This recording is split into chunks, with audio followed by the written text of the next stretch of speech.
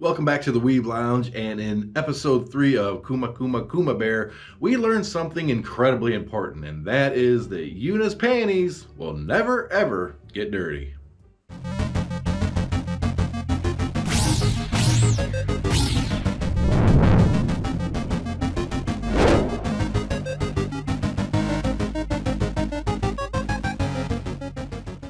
Yeah, the episode opens up with her kind of getting out of the bear thing, showing off some stuff, and realizing that basically all her clothes are magical and they don't get dirty. There's nothing lewd about it at all. Not one bit. Just get it out of your head. It's fine. One interesting fact that we find out, though, is her bear costume apparently goes inside out. Like, the black version of the costume is what she wears when she's out and about and can fight, but she turns it inside out into a white costume that's just like pajamas, I guess. Is there really a difference? I mean, she's wearing the same damn costume. I mean, seriously. Okay. Anyways, it opens up with her going out and about hunting all like these low-level monsters and stuff, okay? It's just like wolves and bears and everything, bringing them back to the shop for them to get harvested, and she overwhelms the whole guild thing, harvesting crap. And on top of that, she's like making all the beginner stuff go extinct. Okay, imagine, you're in this world, you're in the beginning area, and some OP max level crazy goes around and just murders all the starter level stuff, leaving nothing. Well, what are the beginners going to do? This is what she's doing. She kind of gets hinted at and everything, and outright told on top of that, this murder bear needs to go do something else. They start calling her Bloody Bear, which, I mean, it's the bear's cute. It's not really Bloody Bear, but I get it. I get it. She's out there murdering like all the things. Okay, well, this party just kind of shows up at the guild when she's talking with the guild master and everything about this. And, one of them's like really mad, saying, Deborade, you beat up Deborade. We needed him for our fourth. He was the tank. We needed him to go do this quest over here. And she couldn't remember who that was, but it's, in one of the previous episodes, it's the guy that was being a complete jerk, and she just like flattened him in like one Kuma punch or something.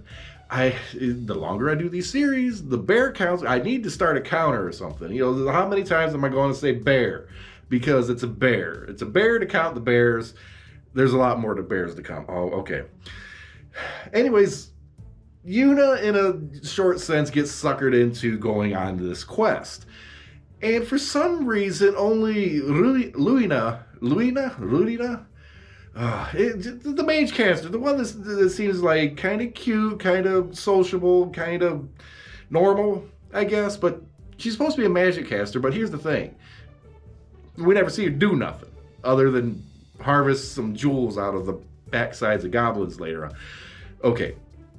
Luina and Yuna, Kuma Kuma, end up just like going on this quest. The other two that were there for the party, the one that was yelling at Yuna, and some bigger old tough dude who looks like he should be the tank but apparently isn't. They just kind of stayed behind. Why? I don't know. Maybe it was cheaper to animate or something. I don't know. You figured the whole party would go, but it's Yuna. OP. Don't have to worry about it, right? So she shows up, and they're like scouting the entrance, and there's like, 6 or 7 or 10 goblins outside, and inside the cave there's like 100 of them or something, right? And of course, Yurine, she's like, Ruina, not Yurine. Where'd I get Yurine from? Lurina, the other girl. I can't pronounce that. It's weird. It doesn't roll off the tongue. Okay. The magic caster that doesn't cast magic is like all apprehensive about this. And Yuna is just like, look at me, I'm Goblin Slayer. Yay. This is a total ripoff from Goblin Slayer. She just destroys the ones outside, launches a whole bunch of fireballs into the cave, blocks the cave entrance with Kuma Stonehenge. She puts up a wall shaped like a bear that traps them in there. The fire burns them all. They suffocate to death. They're all dead. This is straight out of Goblin Hunter. If you saw Goblin Hunter, he did the same thing. He lit a cave on fire, blockaded it off, and let them all suffocate to death. It's a ripoff. It's plagiarism by Goblin Death. By Bear. Bear, Goblin, Fire. I'm moving on.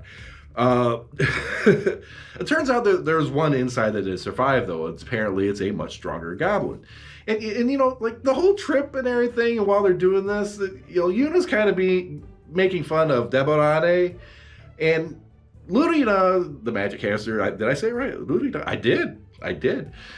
She is kind of doesn't want Deborane to be called a goblin all the time, and that's what Yuna is doing because Yuna obviously don't like him.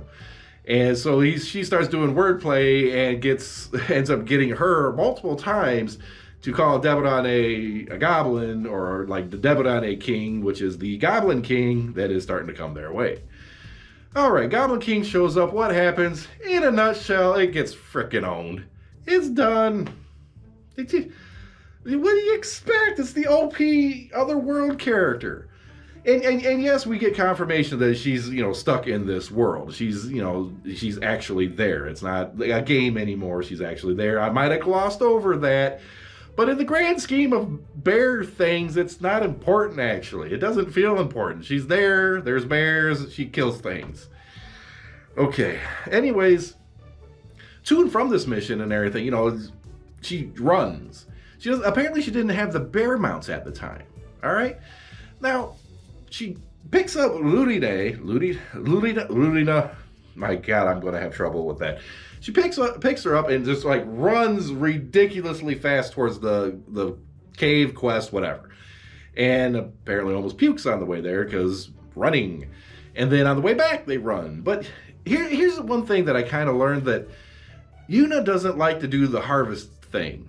Okay, to prove to the guild that they killed all these goblins, they need to harvest out these jewels out of their back, which actually involves taking a knife and carving it out of their back. Yeah, Yuna's not into that, so she makes Lurina, I think I said it right, carve them all out. And there's like 110 of these things, plus the Goblin King or whatever, so it takes her a long time. And while she's in the cave doing that, Yuna decided to build a house outside and take a nap in a bed. Like literally at the cave entrance, just like Kuma shed with bed, and there it is. I had to wake her up to get home, and then they ran. Okay, well, they get back, and apparently she learned some abilities when she got back, right? And it's the ability to summon bears. What the fuck else is she going to summon? Oh my God. I was actually trying to leave the cussing down a little bit in this video, but I can't fucking help it. What do you think she's going to summon? She summons the two bears, okay? The ones we see in the first episode, right? And this is where she learns to summon them and meet them. It's kind of retconning her, I guess. And she summons one, and it's the black bear, and takes it for a little stroll. And I guess there's some kind of weird magical component to it that she can't fall off when using it as a mount. I mean, she tries to kind of just tumble off, and it won't let her. Kind of cool, I guess. But they go out and about and everything. And it turns out the bears can also fight. They're really powerful. So the bears are bear punching pigs. Bear punch pig. Bear pig. Oh, man bear pig. Oh no. I just thought of something I thought I forgot about. Man bear. Yeah. Okay. Kuma Q. And there's actually a second bear. The black one and the white one. But she didn't know there was the white one. She forgot. She didn't read the notation that there was a matching bear for each puppet, I guess. And it's kind of feeling jealous and left out. It was sad. Bear was sad. Didn't really appreciate being left out of the fun and stuff. But she made it up to him. The bear's fine. Kuma Q and Kuma Yuru. I'm going to assume Kuma Q is the black one and Kuma Yuru is the white one, but I don't know. She doesn't like actually point to the bear which one is. I don't know. That's their names. It's Kuma, Bear, Q. Q and Yuru. I'm not sure. I'm just not even going to go there. Okay. She gets all that done. She makes a bunch of money, notoriety, goes to the Merchants Guild, and it's like, I'm going to need a house. I need some land. It just kind of, yeah.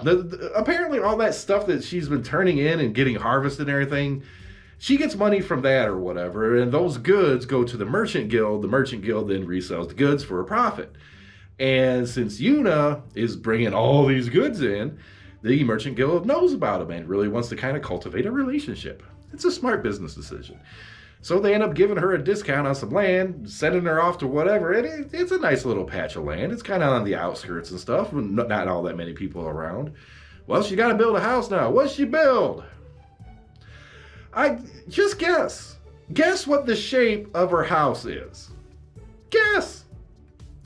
3 bears. There's like a bear with a mouth entrance here, one over here, and like a tower on top or something, whatever. I don't know. It's a house shaped like bears. Okay, so you got the girl in the bear costume with bear puppets and 2 bear mounts has a bear house that is actually composed of 3 bears. It's a lot of bears. She had bear panties too. I ain't gonna lie. That's the beginning of the episode. They were bear panties. Okay. Oh my God. And it actually said in the item description, you know, like MMO stuff, game stuff, you know, item description, bear, pantsu, you know, it was there. Okay, I was looking at my notes here and my God, it's like I wrote bear a lot. I really did. Okay, this episode was goofy, kind of funny. I enjoyed it. So the whole running there and back or whatever was kind of funny. Just the total ripoff from Goblin Slayer. I called that. Like when I saw the goblins with the cave, I was like, "There, she's not going to do the goblins." She did, and she did. So yeah, it was an enjoyable episode. It advanced the characters. She has now like a base of operations. In that base of operations, there's a little harvesting center for, you know, her little new Emoto or whatever. Can I remember her name? No, I'm bad with names. Yuna? I know Yuna because Yuna is Yuna. Her, I can't remember. But I'll write it down next time so I don't offend the Emotos. So you can't offend the Emotos. Okay.